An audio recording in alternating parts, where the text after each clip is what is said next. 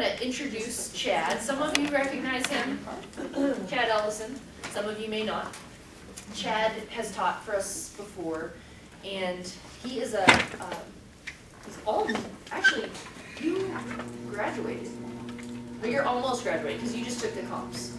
Yes. So he's a philosophy of religion student, and I don't know, I always kind of halfway think of him as a graduate, even though he's still a student. But Chad is someone who is a very good researcher, very good communicator, and I think you'll learn quite a bit from him. And feel free once again to ask questions.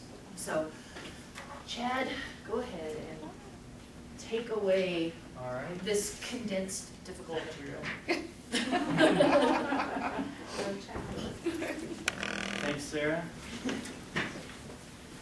All right, I would like to pray before we get started. Would someone like to volunteer and pray for us before we start? There you go. Father, we just ask now that you would, God, that you would help us, that you would give us clarity of mind, anything that happened to us today, maybe this week. Lord, I just ask that you would kind of put those things aside so that we can learn more about you, learn more about the soul, and learn how to really defend its existence in our contemporary discourse. God, we know that these issues are eternally important, and God, I just pray for that kind of vision tonight, a vision to seek to understand you and seek to convey you more clearly. Lord, we love you, and we thank you for this opportunity and the freedom that we have to come here and to learn more about these things. It's in your name we pray. Amen. Amen. Thanks. Well, I'd like to start with an article that Sarah gave me earlier today, and it's actually about head transplants. Apparently, head transplants might be possible as soon as 2 years from now. So I'll just read the first paragraph, and then I'll pass it around so you can take a look at it if you're interested in it. It says, "It's heady stuff. The world's first attempt to transplant a human head will be launched this year at a surgical conference in the U.S. The move is a call to arms to get interested parties together to work towards the surgery. The idea was first proposed in 2013 by Sergio Canavero of the Turin Advanced Neuromodulation Group in Italy. He wants to use a surgery to extend the lives of people whose muscles and nerves have degenerated or whose organs are riddled with cancer. Now he claims the major hurdles, such as fusing the spinal cord and preventing the body's immune system from rejecting the head, are surmountable, and the surgery could be ready as early as 2017. So I'll go ahead and pass these around. Now, one of the things that this article raises is it raises the question, what exactly is a person? And of course, J.P. Moreland has been arguing that we are more than just physical beings, that we have another part to our being which is non-physical, the mind or the soul. And if you did your reading, or if you read chapters 3 and 4, you know that the material tonight is difficult. It's going to be difficult to get through. And it will be especially difficult to get through if we don't have minds. But I wouldn't be here if I thought that to be the case. So, I'd like to go ahead and do a little bit of a review. Can someone tell me what substance dualism is? The immaterial man is wasting away, but the material man is wasting away, but the immaterial man is, what is it? It's in Paul, where is it? It's beautiful. But it's material immaterial. Right, exactly. It is essentially... Now that's condensed. In fact, it doesn't even take a vocabulary. Right. People are made out of two kinds of things, two substances. One physical and one non-physical or immaterial. So what about monism then? What would be a monist? What's that? Yes, it would just be someone with just one substance. And so, right, that would just be someone with one substance. Now, before looking at some of our arguments for substance dualism, I'd like to look at some common objections to substance dualism. And J.P. Moreland talks about these in Chapter 3. And could I actually have someone read that paragraph at the bottom out loud? It's on page 90, and it's the paragraph at the bottom right under common objections to dualism or something similar to that. Excuse me.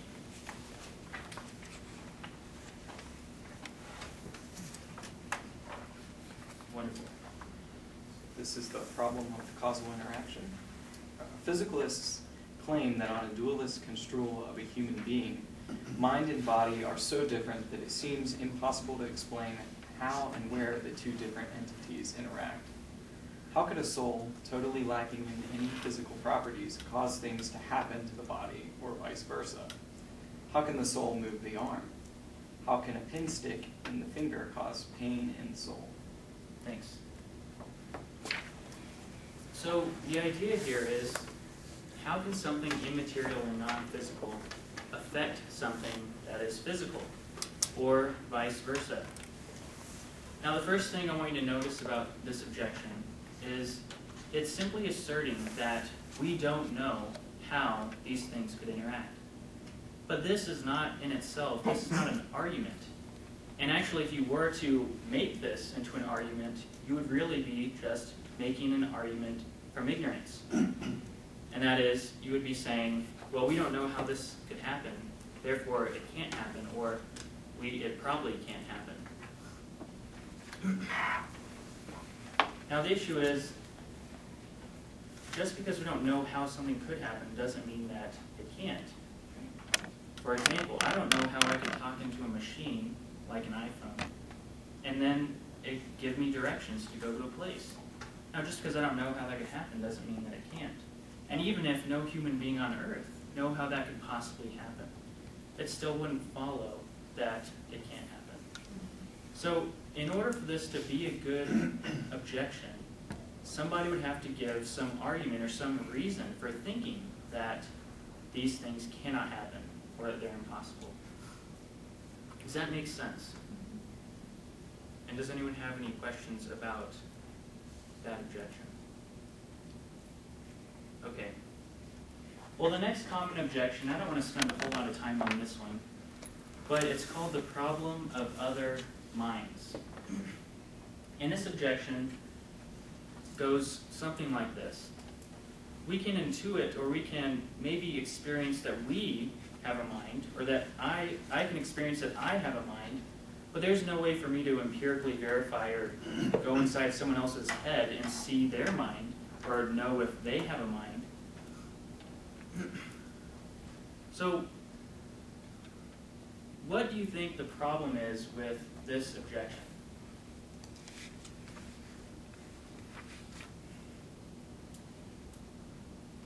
At minimum, it's another argument from ignorance. Right? Well, we seem to do just fine in so many other ways of understanding one another. It doesn't seem to be completely impossible. If you tell me to duck, are you going to shoot me? I don't think I need to really fall back to solipsism to say, well, I don't really know what your mind is thinking. I mean, I think I know what your mind is thinking because we can communicate.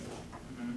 Now, we can be self-deceived or be deceived by others' inaccuracies, but we can still perceive. So I don't think we'd have marriages, or I mean, I think we'd all be living as hermits if we couldn't have that capacity. That almost seems too obvious to argue. Right, exactly. I think it's strange that this is an objection, because some objections just seem too silly to really give much consideration to. But, like you said, just because we can't empirically verify something doesn't mean that we're rationally justified in doubting it. And to fall into that type of thinking would just be to succumb to Scientism. And this is the view that we're only justified in believing things that we can empirically verify or demonstrate. And this, of course, is itself self-refuting. It can't even pass its own test because it itself is not knowable through science.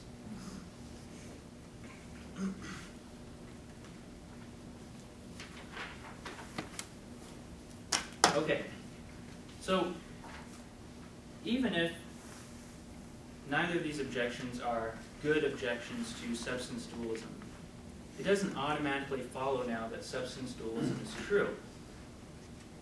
Before we can affirm substance dualism, we need to have some sort of justification for thinking it's true. Otherwise, we would just be left with agnosticism. We just wouldn't know one way or the other.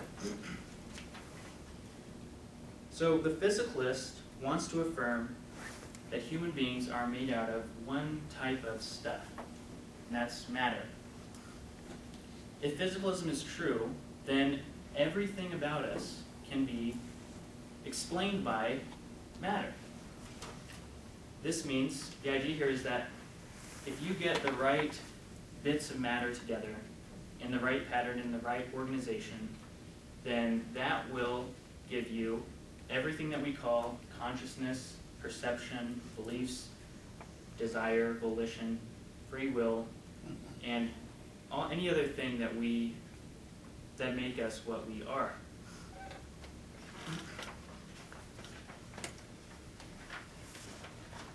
Now it seems intuitively obvious that we have minds, okay?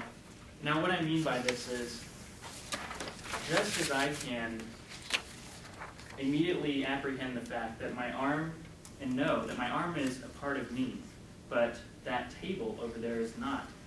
So I can, upon immediate introspection, reflect on the fact that I have this mind that's distinct from my mere physical body, okay? But even if I can know that, that's not going to be sufficient for demonstrating that minds exist. So suppose you have your good friend, Dr. Daniel Dennett, who's a physicalist, and he says, can you give me some reason for thinking that we actually have these immaterial substances called minds? So the question is, how can the substance dualist give an explanation for substance dualism?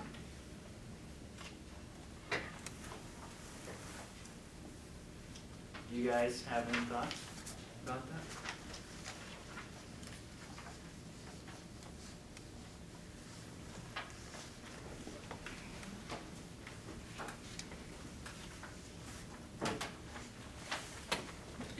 Well, yeah, we talked about monopolizers 2 weeks ago, so Well, I go think for somebody it. else, okay.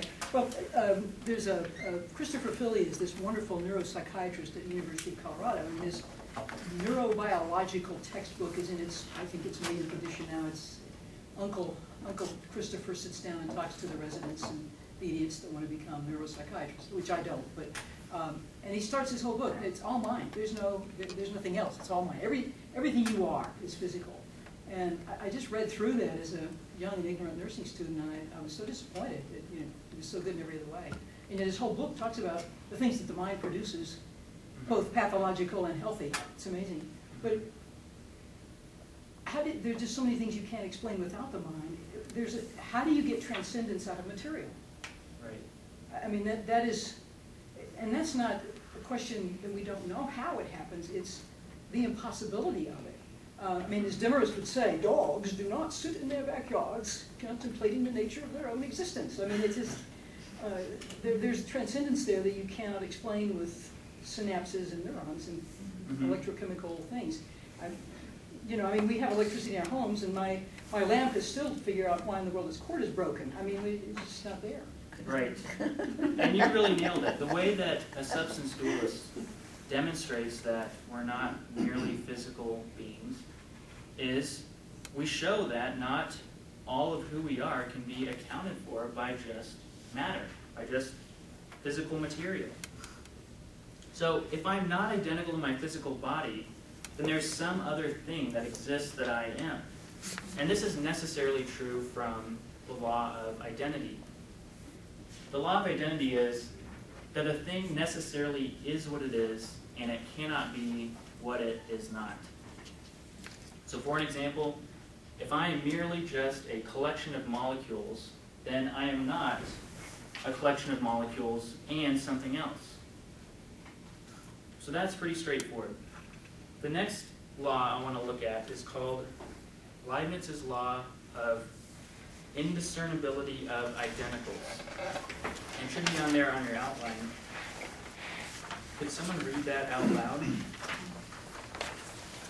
For any entities x and y, if x and y are identical, they are really the same thing. There is only one thing you are talking about, not two.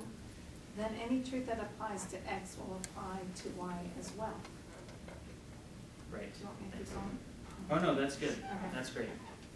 Okay, so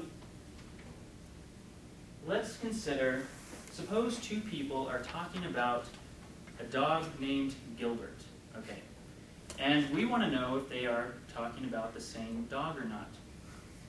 Well, if they're talking about the same dog, then everything true of the first person's Gilbert has to also be true of the second person's Gilbert. Now, you could have everything identical about these dogs, right down to the dog's favorite food. But if there's just one thing, one fact that's true of the first person's Gilbert that's not also true of the second person's Gilbert, then they're not actually talking about the same dog. So that's what Leibniz's law is saying here. So the physicalist wants to say that a person, we'll call him John, X, they want to say that John is identical to the collection and pattern of John's physical parts. So that'll be Y.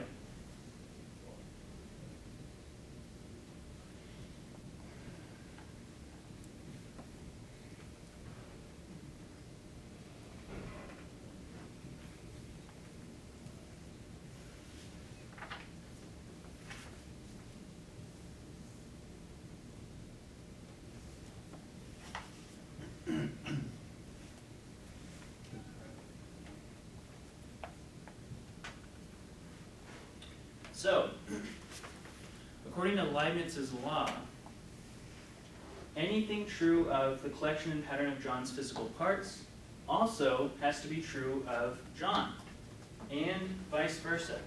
If you can show one thing that's true about the collection and pattern of John's physical parts that's not true also of John, or vice versa, then it follows that John is not equal to the collection and pattern of his physical parts. Moreover, if it's even possible, if something is even possibly true of John, that is not possibly true of the collection and pattern of John's physical parts, then it follows that John is not in fact identical to his parts. Okay? Now what do I mean by something that's possibly true? Well, it would be like this. If it's possible that X is blue, it's possible that X is blue, but there's no possible way that Y could be blue, then X and Y are not the same thing. So to give a concrete example, let's suppose for the sake of argument that it's possible for us to reconstruct this collection and pattern of John's physical parts into a dog. Let's say that's possible. But let's say there's no way that's possible that you could reconstruct John into a dog, okay? Well, that would mean, of course, that John is not identical to his physical parts. So are there any questions about Leibniz's law at this point? So this is going to be crucial for developing our argument for substance dualism. Okay, so our argument for substance dualism goes like this. Premise 1, if a person is not identical to the collection and pattern of their physical parts, then a person is not merely a material substance. A person is not identical to the collection and pattern of their physical parts. Therefore, a person is not merely a material substance. Now, we've already seen why premise 1 of this argument is true. That's just Leibniz's law. Okay? The crucial premise here is premise 2. And the majority of arguments in J.P. Moreland's book, in chapter 4, are demonstrating this second premise. So obviously, if this second premise is true, then the conclusion follows: people are not merely physical beings. Excuse me. So the first argument we're going to look at for demonstrating premise 2 is called the argument from divisibility. If a person were merely a physical substance, then a person would not retain their identity if 1/4 of their physical body was removed. A physical object A is not identical to 3/4 of itself, 3/4 A. A person who has 1/4 of their physical body removed does retain their identity. Therefore, a person is not merely a physical substance. Well, let's look at this in terms of John, or John's physical parts. If we came here and we removed 1/4 of the collection and pattern of John's physical parts, we would be left with 3/4 Y, or 3/4 of John's collection and pattern of physical parts. Now this is not identical to the whole collection and pattern of John's physical parts. Okay? So these would not be equal. However, if we removed 1/4 of John's body, let's say John lost a leg or something like this, well, John would still retain his identity. John would still be John.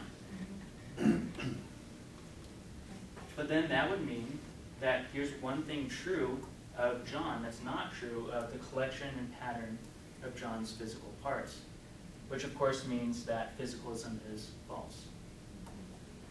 Does everyone see that? It also means you don't have to fear losing a limb and losing your identity. Right, have an identity crisis from losing a limb. Some people feel that way, though. It's true, you know, depending on what limb it is. A pianist who loses an arm. But it's not the physical loss of the hand, it's the loss of a transcendent skill Right. that is still capable in the mind, and you just don't have the physical part to act it out on. So I think that's a more excruciating kind of loss. Mm-hmm. If we were just physical beings and we lost a hand, we wouldn't worry about playing the piano. We just be out in the backyard contemplating our own existence. Mm-hmm. Which I think strengthens the dualism.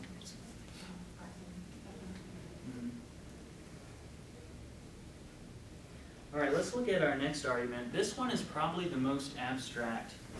At least it's the hardest one for me to explain. But it goes like this. Let's give it a shot. If I were merely a physical object, then I could capture all the facts about me in the third-person voice. I cannot capture all the facts about me in the third-person voice. Therefore, I am not merely a physical object. Now for this, think about the way that we think of ourselves. We think of ourselves in this first-person subjective voice. And this first-person states of perception are called qualia. And basically what this argument is saying is that if all people are is this collection and pattern of their physical parts, then there's no room for this qualia. There's nothing that, it makes no sense to use this first-person state. You can't say, there's no I-ness. So in other words, in this collection of parts, there's no room for an I, okay? And what that means is everything, let's say about John, could be captured in the third-person voice. In other words, if John had a headache, we could say, the head aches, or the stomach is in pain. But it wouldn't make any sense to refer to this subjective I have a headache. So there's no what I'll call no I-ness, all right?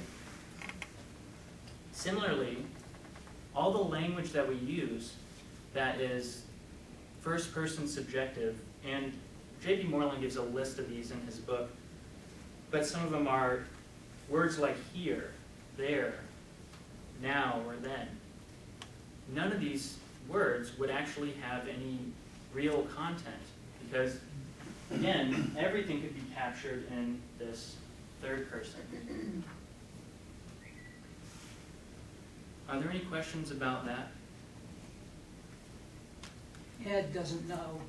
No.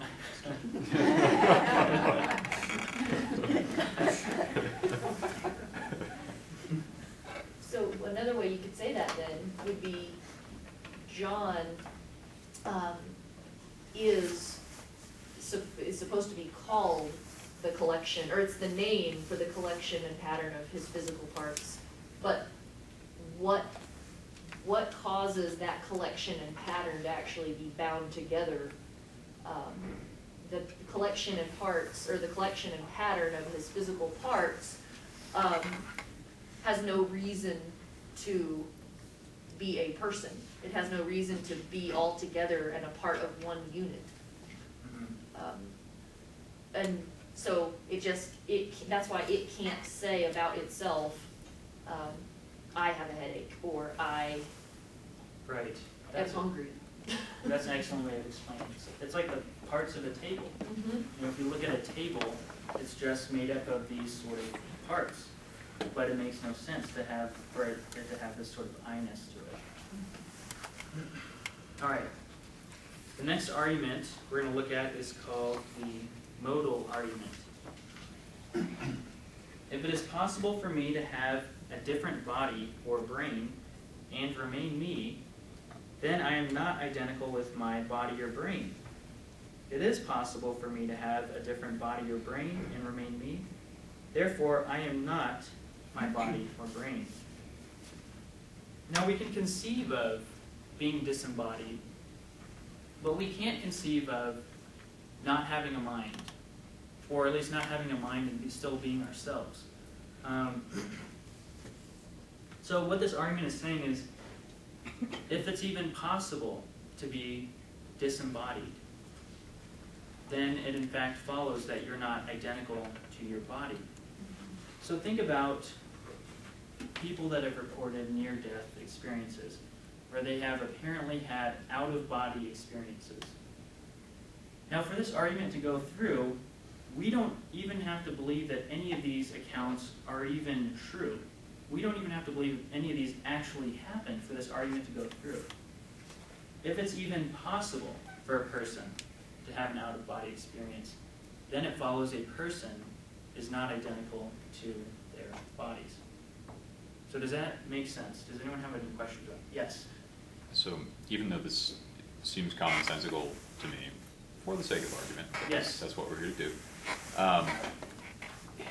What about an argument against this that would say, well, the only reason we cannot perceive or not conceive of, being disembodied is just because we lack a reference point for that. Maybe within archetypal stories in a culture or something where it just hasn't entered our mind, but that doesn't mean it couldn't. How would this defend against that? Right. Well, maybe the language we could use is, we can talk about, we can't rightly conceive of it or wrongly conceive of it. Because really, in this way, this rests on an intuition. And so there's no way to, in this way, let's see, it's resting on this intuition that well, let me rephrase this in another way of thinking about it. This is actually the next point I was going to get to. Think of your thoughts and your beliefs and your desires and your volition. And let's say these things are essential to who you are, okay? Now, let's say these things are essential to who you are, but let's say these things are possibly immaterial, okay? Now, like you said, there's no way from where we are now to prove that these things are immaterial. and we can't prove that they're possibly immaterial. But it's this premise rests on an intuition that it's possible that my desires are immaterial, it's possible that my perceptions are immaterial, and it's possible that my beliefs are immaterial. However, it's not possible that my physical parts are immaterial, because that is what they are by definition. Sure. But, as you said, you can always say, or a person could always come back and say, well, these things are necessarily material, and therefore it's not possible that they are immaterial. It's not possible that thoughts are immaterial. It's not possible that your beliefs are immaterial, you see? So really, when we're looking at this, it's a question that you ask yourself, which am I more justified in thinking is true? That my thoughts, beliefs, desires, and volition are necessarily physical, which is what they would have to be if physicalism is true? Or is it possible that they are non-physical, so they could be non-physical? And if it is possible that they could be non-physical, then it follows that John, or a person, is not identical to the collection and pattern of their physical parts. Is that helpful? Kind of, that it's, you know, it receives its support from some of these other arguments we're looking at that just makes it far more defensible to believe that disembodiment is possible. Right, versus and, sorry, so go ahead. Just versus whatever we're calling it, disembodiment. Let's just make up words still. Right, a lot of these do connect, and we'll actually come back around to that towards the end. Cool. And hopefully that'll bring a little bit more clarity to it as well. May I ask you something? Yes. Would it be possible to argue that we think of things that have never existed, and that a simple physical property could not do, I mean, a monistically physical person would not have that? I guess it's just another example probably of transcendence, but. It is, yeah, I mean, and that would go through. We could make an argument out of that. In fact, there are several things that, several arguments that we can make that aren't even in this outline today. Well, this outline's plenty good, so let's stick with it. Okay, well, and this argument's actually a little similar to the last one, and this might even address the question that you just asked. But this is called the duplication argument. This one's actually not in chapter 4, but I think it's a good argument. It goes like this. If physicalism is true, then you could be duplicated by constructing an entity that had an identical number of the same molecules in the same pattern as you do. You cannot be duplicated by constructing an entity that has an identical number of the same molecules in the same pattern as you do. Therefore, physicalism is not true. So, let's go back to John. Let's suppose that a molecule-for-molecule replica were built and constructed right here in front of us of the collection and pattern of John's physical parts. Okay? So this replica would be identical to the collection and pattern of John's physical parts. But now, would this collection be identical to John? And if we say no, why do you guys think that this replica, molecule-for-molecule replica, would not be the same as John? There's a different mind. A different mind. Mm-hmm. Yes. They actually cloned a bull one time. This family, they loved their bull so much that they cloned him. Their other bull was so loving and kind, and the other bull was completely the opposite. That's really interesting. Can I give an example of that along the lines? And this is something I think that maybe some of you know about, but for most of you probably don't. There has been a big cloning lawsuit in a horse registration called the American Quarter Horse Association. There's been horse cloning that's been done for the last decade, and it's a big business actually. And this organization, this registry, the American Quarter Horse Association, has refused to register clones. but there are people who have cloned famous horses who have those horses as stallions, trying to promote their breeding and raise valuable babies, but they can't be registered. So there's been a lawsuit about that. And the one of the pieces of that lawsuit that was submitted to court that the American Quarter Horse Association said is evidence for why they shouldn't have to register these things is because regularly the clones do not do what their originals wanted to do. The clones just don't want to, or they aren't capable of it for whatever reason. And so there are a few people who have clones who are stallions but are not registered, and these people have not actually tried those clones in the areas that their originals were good at because they're afraid that the clones will fail. Interesting. So those are kind of DNA-wise similar to John B. Yeah. Right. Yes. Right. Did you have a question, Robert? Well, shy of what she just said, it seems that unless you destroy the original John, it is necessarily impossible for one to be the case. So the initial premise is an impossible premise. It's a non-possible hypothetical, because you cannot create an exact pattern duplicate, because the duplicate, if the original still exists, is going to have different relational properties than the original. Different. What do you mean by different relational properties? Spatio-relational. So the original is going to be to the right of the duplicate, and the duplicate is going to be to the left of the original, and the original will be 1.5 meters from you, whereas the duplicate will be 2 meters because it's standing 0.5 meters behind the original. The physical description of the relational properties of the duplicate is going to vary from the description of the relational properties of the original. Okay, so you're saying that basically this being couldn't be the same because of where it is in space. Can't occupy the same space, so that makes something that's not identical about it. Right, which means that the initial premise in the duplication argument just is itself a contradiction. Yeah, if you just route it through Leibniz's law, then. Right. Well, I'm not sure about that, because it seems like, let's look at it this way. Let's suppose that I could be duplicated, hypothetically,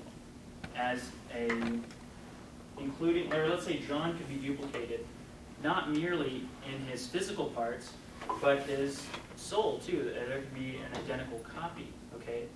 So let's say that John's mind and John's body were duplicated at another point in space. Now I think if we could say that, we can say that in this sense they are the same.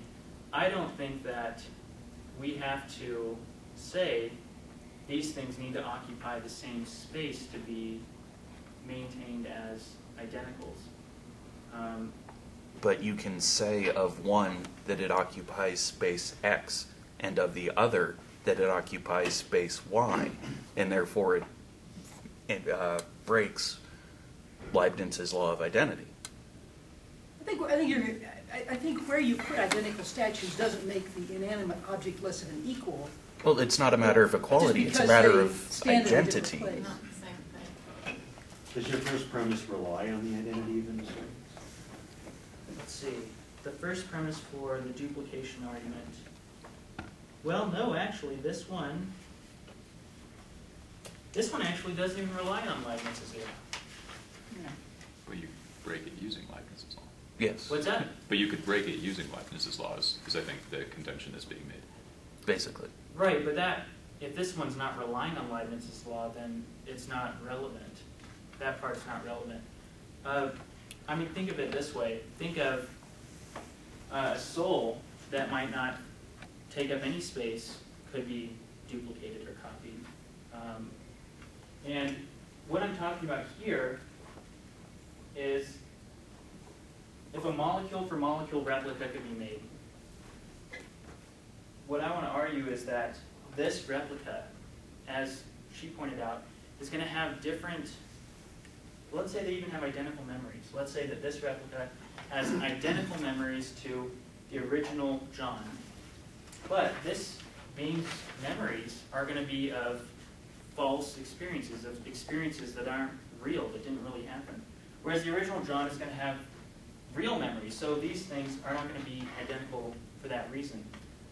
But I don't think that this argument relies on Leibniz's law here. Well, it seems that it is that 2 says, well, 3 concludes that because 2 is not true of your identity cannot be true of what is 1. So it does still seem to process through the indiscernible of it. So you're saying that, let's see, physicalism is true.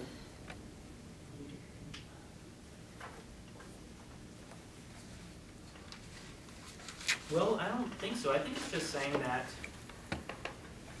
if physicalism is true, you could be duplicated, and then it's saying you can't be duplicated, therefore physicalism is not true.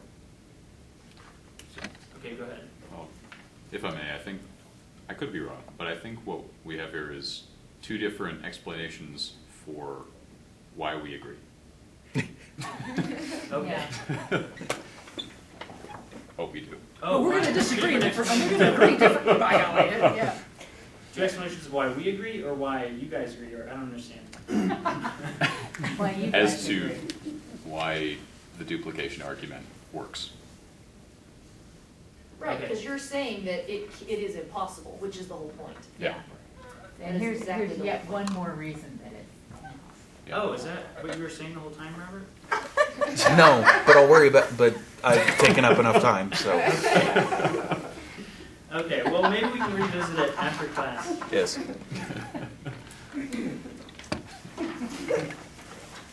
All right.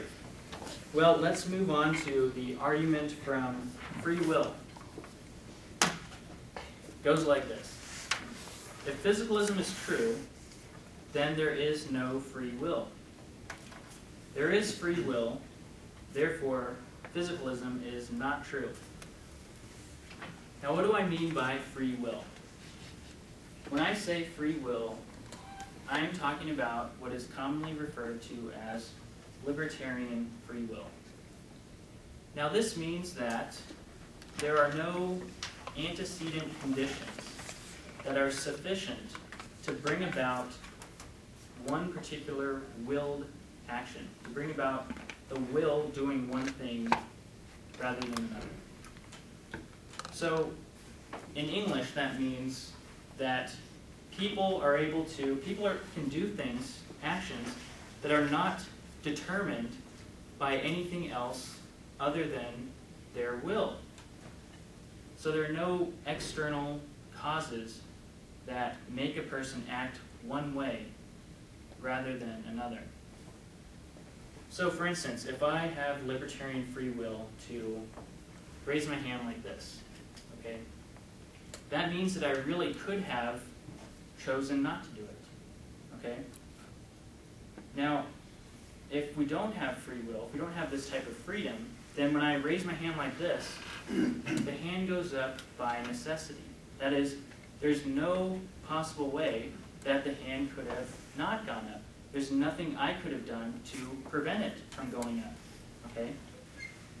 So does anyone have any questions about this construal of free will? Yes?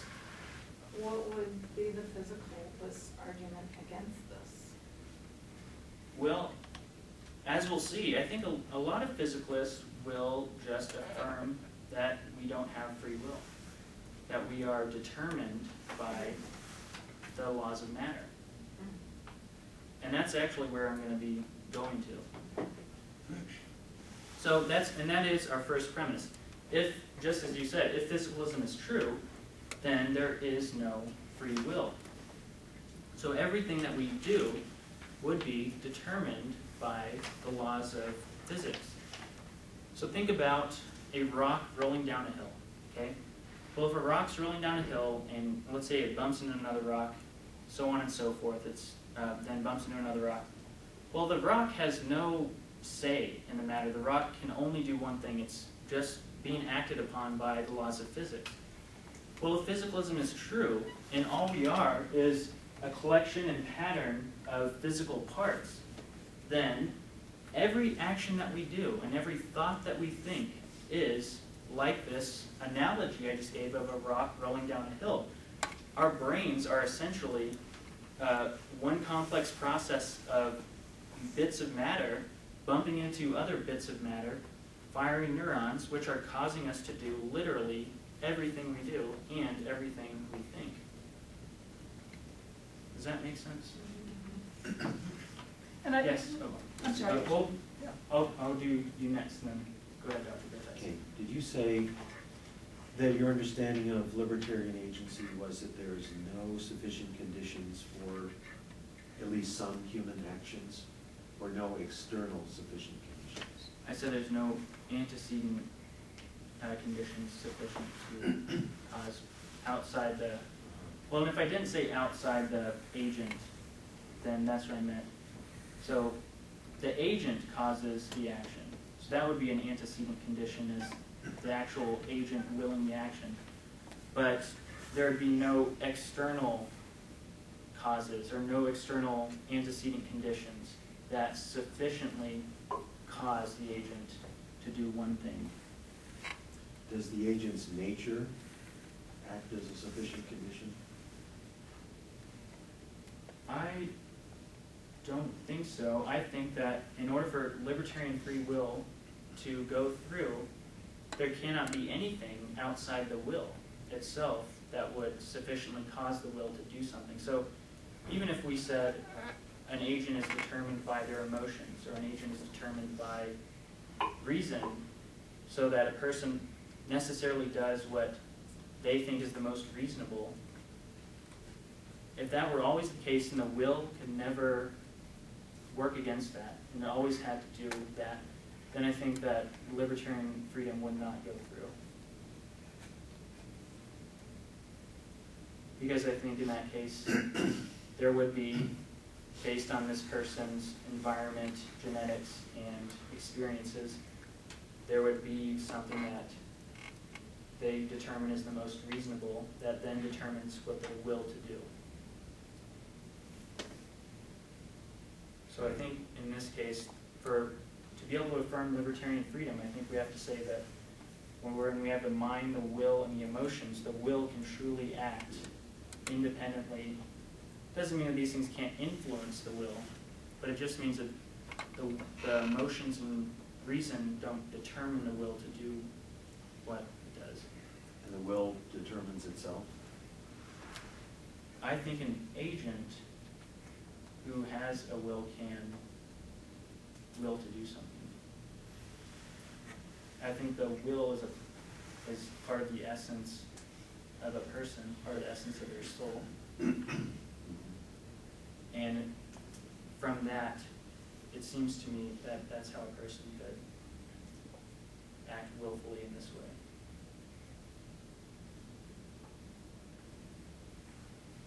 But I would love to talk with you more about that, because We will. that's We those have are, actually. we have, Did it and, again. right, those are one of the things that will keep one up at night thinking. So for now, though, we could just say free will, maybe, and not get into the libertarian part, because that's the kicker. Because I think here, the point is, however we do it, we still can decide somehow to raise our arm up, or I could have not done that. I could have not talked, could have done any number of things, but I didn't. And the physicalist is bound to just say that that is a product of any number of situations. That's a product, for some reason I'm here, which is a product of the weather. It's a product of where I was born. It's a product of what made my parents move to wherever they live. Which is this chain that goes all the way back. Right. It's like think about if you're playing pool. Basically, when you hit that initial cue ball, you think of yourself as the resulting movement on that table. You're just, in the physicalist way of thinking, you are just basically a collection of moving billiard balls that has been moved, and you carry on moving Right, exactly. until you stop, which is Right. death. And this is so abstract and it's hard to conceive of, because if it's true, it seems so absurd. It would literally mean that every thought we think is just like these, a billiard ball hitting another ball, causing this ball to go in this pocket. So, and we will pick up on that in just a sec. Next, I want to argue for premise 2, which says that we do have free will.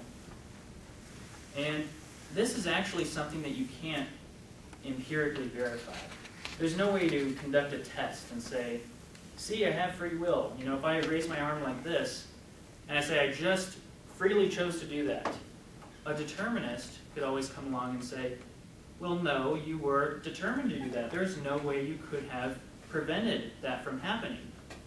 And you were determined to think that you did it freely. So there's no empirical test in this way to verify that we have this type of freedom. But I do think that this freedom is intuitively obvious. And what I mean by that, again, is just, it seems like when I raised my hand, I did it because I freely chose to do it. It seems like I could have chosen not to do it, and the thing would not have gone up.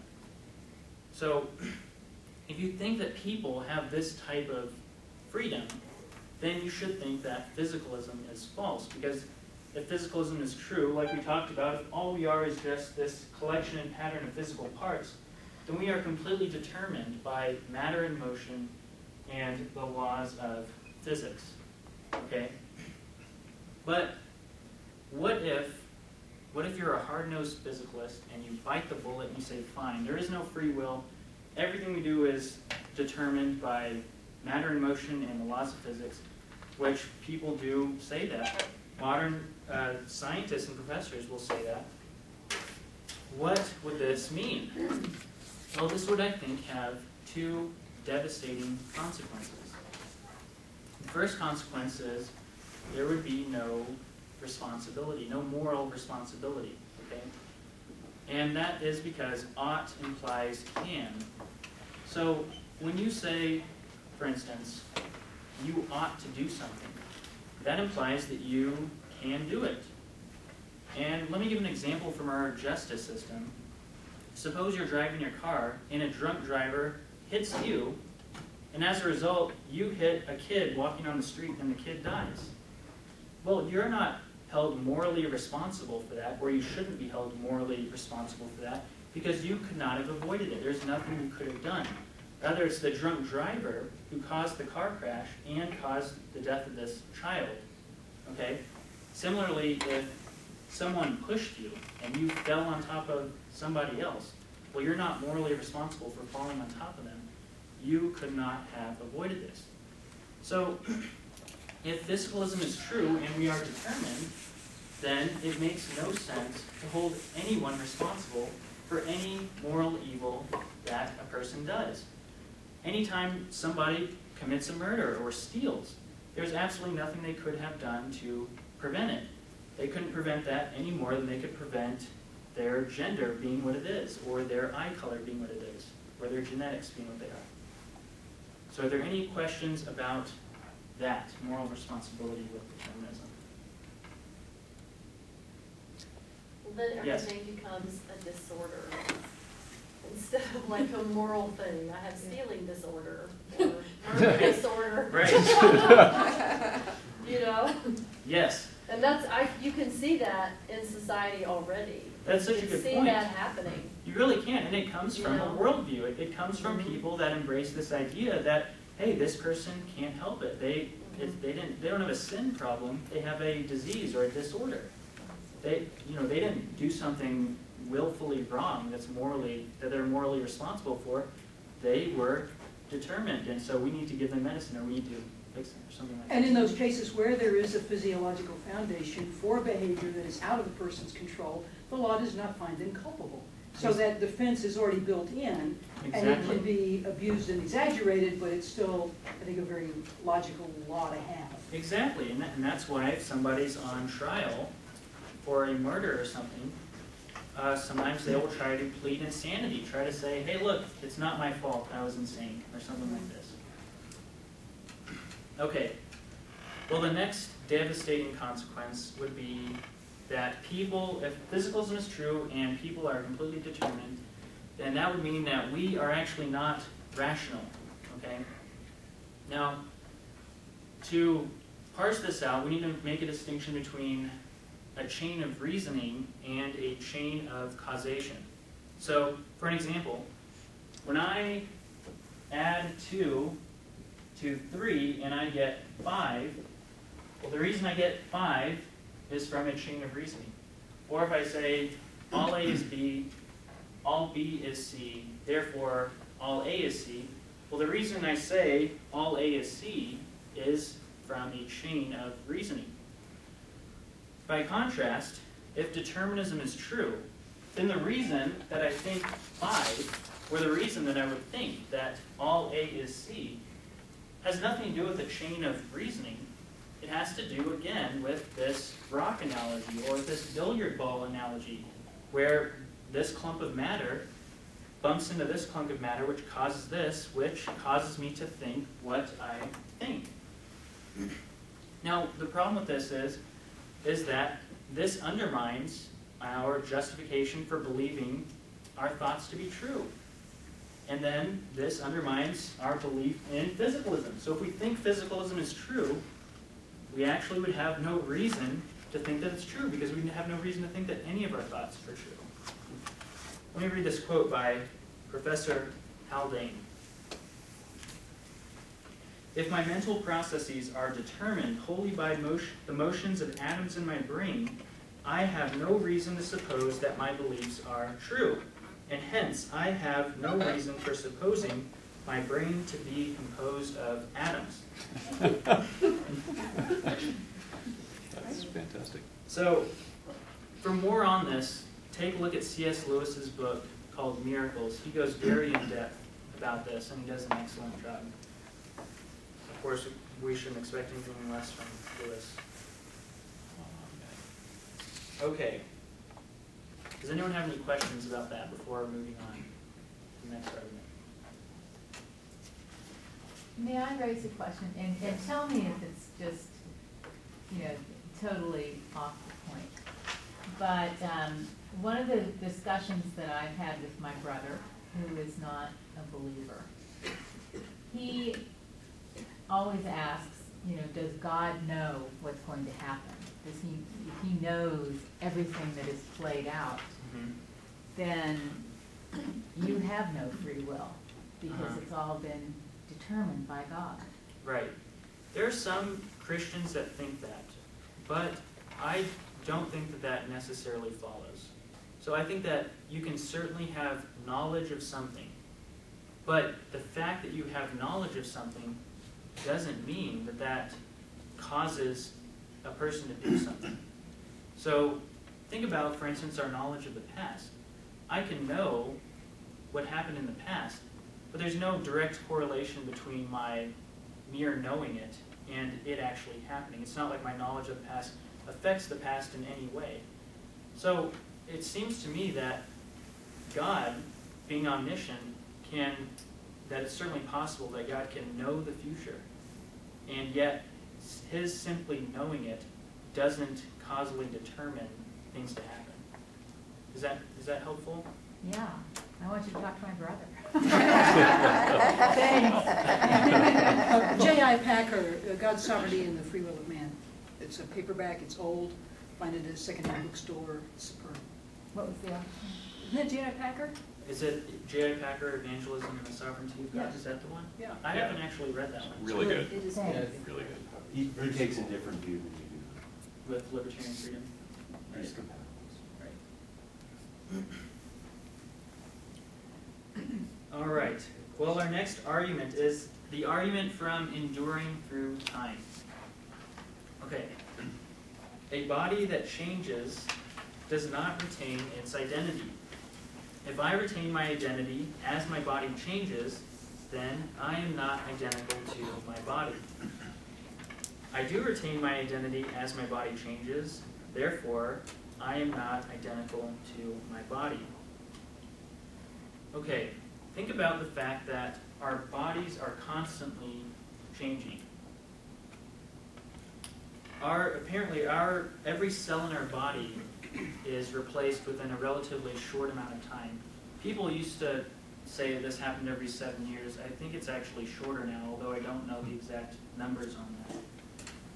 But if we go back to our example here with John, if we say that the collection and pattern of John's physical parts are constantly changing, okay? If they change, they are no longer identical to what they were, the collection and pattern of John's physical parts.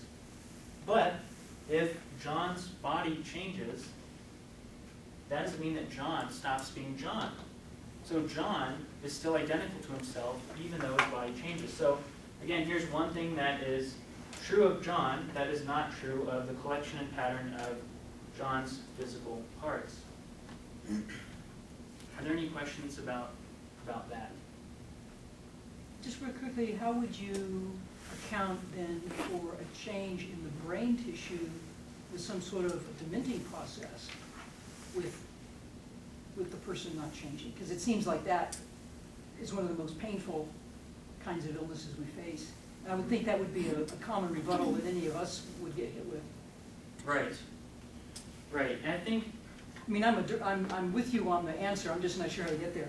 Right, right.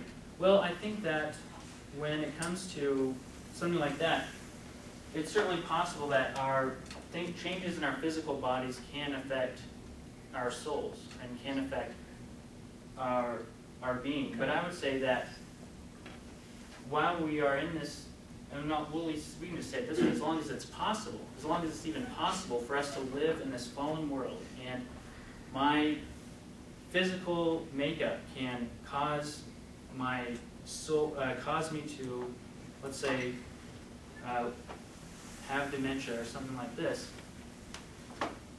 If my soul is still retains its identity, then I still retain my identity. For instance, if I were to lose my arm while I'm here on Earth, my soul would still retain my identity, even though I was supposed to have an arm. I am no longer able to use my arm now on Earth, but that doesn't mean that I stop retaining my identity. So I think we can make a parallel example with the brain causing certain problems in the soul or mind, and this would be temporarily, because if it's even possible, again, that the soul endures for eternity and lives after death in a way that is not tainted by the fall, or is not permanently destructed from the fall, then that soul retains the identity. Does that make sense? So I think that's one way we could go about it. And another example too, if we do think that there's a possibility that the dementia counterexample causes us trouble, then we would also have to say that we lose our identity during sleep or during a coma or something like that. Because so it would have to be what you could use as what's called a reductio ad absurdum, Right. reduce it to the absurd. So we don't lose our identity during sleep. We don't lose our identity during a coma. So there is something that we can say is abnormal, but just in the presence of abnormality or in the presence of dormancy in some way, that doesn't mean that you are not you. Right, that's an excellent point. I didn't do that. Yes? I was thinking of it this way, our brain is what we use to express our soul. So it like interprets everything, we use it to express. When it shuts down, you have no way of expressing it to the outside world. Although people may have out-of-body experiences during that time, and they can tell you later, but in the moment they can't tell you because this is not working. Right. But once it kicks in again, they say, oh, here's what happened. I can now tell you because I have the faculties to do so. That's an excellent way of putting it. Yeah, that's a great point. Okay, yes? Do you think there could ever be any change to our immaterial self that we would never be aware of. Do I think there could ever be, I certainly think that's possible.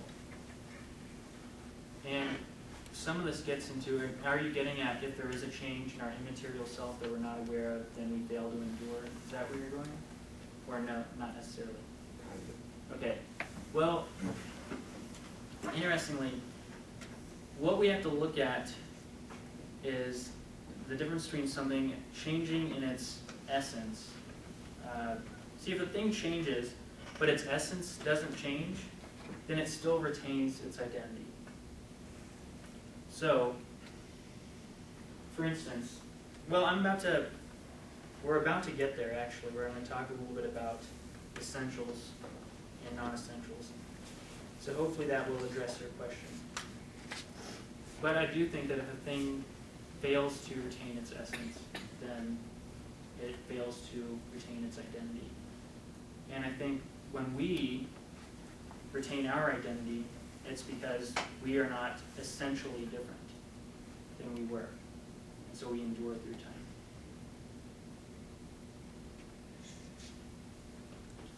What if my head is grafted onto another body?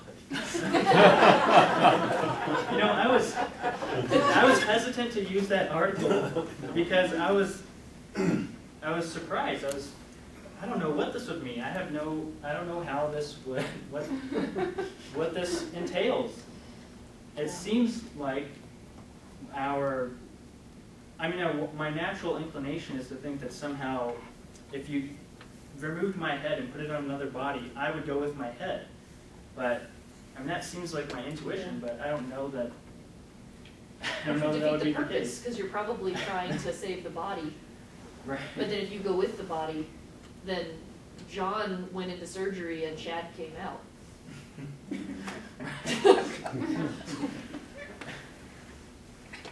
Yes. I was going to say in other cultures, there's, I don't know where they live, but they believe the seat of the soul is the liver and not the mind. So, Ooh, we're doing liver yeah, transplant. so it depends, like, where does the soul, is it here, is it all through here? I don't know. Right. But people would think of it differently, Right. you know. Mm-hmm. Right, and even this argument about enduring through time, it seems that if we really want to affirm that as human beings, we endure through time, that we continue to exist from moment to moment, that we're not just our physical parts.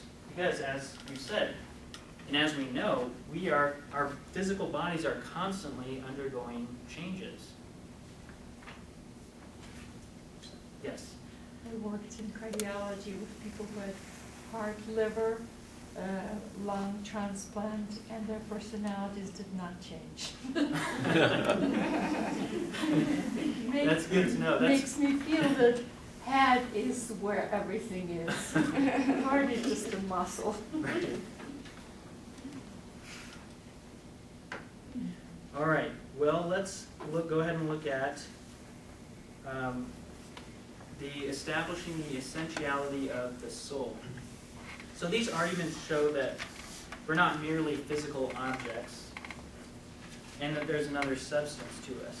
But what I want to look at now is a reason to think that if we're not merely physical objects, then we are essentially souls or minds. So if I can exist without something, then that something is not essential to what I am. And conversely, if I cannot exist without something, then that something is essential to what I am. So let me give an example. What if we rightly conceive of a circle, we cannot rightly conceive of it without it being circular. That means being circular is essential to circles. It's part of the essence of what it means to be a circle. But we can conceive of a circle without it being black. And we can conceive of a circle with it being black. So that means that being black is not essential to being a circle. So, if I can rightly conceive of existing without a body, then I am not essentially a body. I can rightly conceive of existing without a body, therefore, I am not essentially a body. Now conversely, if I can rightly conceive of existing, or if I cannot rightly conceive of existing without a mind, or also even if I cannot rightly conceive of existing without my mind or my soul, then I am essentially my mind or my soul. I cannot rightly conceive of existing without my mind or my soul, therefore I am essentially my mind or my soul. Are there any questions about that? I Yes. just have a comment. Yes, I yes. used to have the coolest flying dreams, and I did not have a body, and I could fly really high, like I lived in Chicago. I could fly in Chicago, and I could fly above the skyscrapers, and then I could fly. I was in Texas on my farm, and I was flying in the fields, and so I can totally conceive of being without a body. Mhm. Those are some excellent dreams, by the way. Are they? I always have a body when I fly. I just jump and I keep going. I would love to have those kinds of dreams. What are you eating before you go to bed? Now that's a true physicalist's comment. Well, It's an interaction. It's an interaction, so it's only affirming that the body can affect the soul. That's, okay, I absolved you. But the point is, can we rightly conceive? I use that word, can we rightly conceive of existing without a body, and can we rightly conceive of, is it true that we cannot rightly conceive of existing without a mind? Because again, some of these arguments, not all of them I would say, but some of them depend on, the premises depend on intuitions that are themselves, I think, as strong as our initial intuitions that we have these minds, or that we have these minds that are distinct from our physical bodies. But I certainly don't think that's the case with all of these arguments. But this is kind of like one of those things. After all, the materialist or physicalist could always come back and say, well, you just think that you can rightly conceive of existing without a body, but you can't demonstrate to me that you can exist without a body, or that you can rightly exist without a body. So, I do think that what these arguments do show, and one of the strong points about these arguments, is that if we were to embrace physicalism, we would have to deny so many of our basic intuitions that we would be reduced to having to admit that we are utterly deluded. So let me give you a list of things that would be true. If physicalism is true, then this is what would follow. First-person awareness, or qualia, would be an illusion. We would have no free will. Moral responsibility would be farcical. None of our thoughts would be rational, including our thoughts about physicalism. Yay. And we would not endure through time. This literally means that I couldn't say that I was here 5 minutes ago, because this person that was here 5 minutes ago wasn't me, because I don't endure through time, if physicalism is true. That'd be another way to get off the hook for moral responsibility. It wasn't me. Right. That wasn't me. I don't know what you're talking about. That was 5 minutes ago. It was a different collection of cells. Right. All right, but by contrast, if first-person awareness exists, that means that we are rightly referring to ourselves when we say, I have a headache, or I am over here. If we have free will, if we really have moral responsibility, if our thoughts can be rational, and if we really do endure through time, then physicalism is false. And if physicalism is false and we are more than mere physical beings, then we are essentially minds or souls. Okay, are there any final questions before? By the way, thank you guys for being gracious with me. This is Oh, yes. We have another argument. Since you got through this 6-page outline with such skill, you could not be a mere collection of physical studies. You need a mind.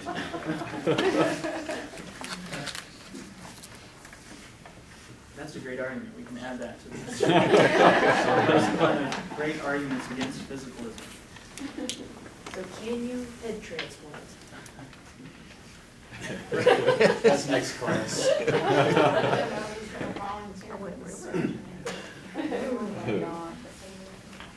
I just want to say you did an excellent job. I did not understand hardly anything reading this, and I understood so much more tonight. You did an excellent job. Yeah. Rewrite this. Much clearer way than you did. Thanks so much. The soul studies.